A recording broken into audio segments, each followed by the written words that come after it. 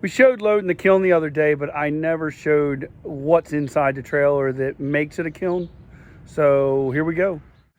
Back doors down. Behind the stack, we have the dehumidifier.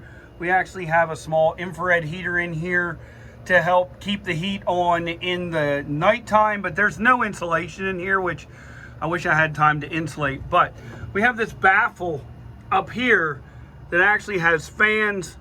Everything is baffled.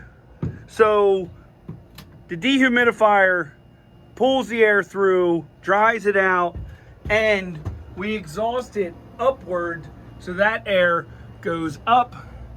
Fans take it over to the other side.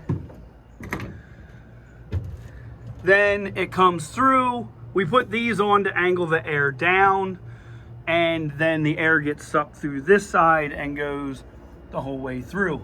So let's test and see what our lumber is.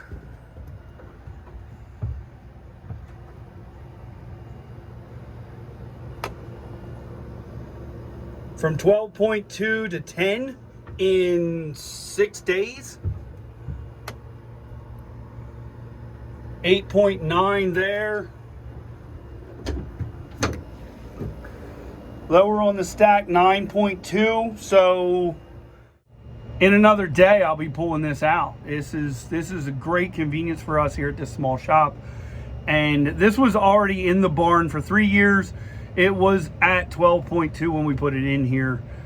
We just like to bake it down so that we can cut stable inlays.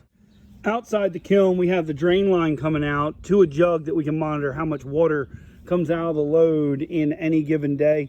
This is a 5-gallon jug. That is 4 days of accumulation. So 3.5 gallons of water.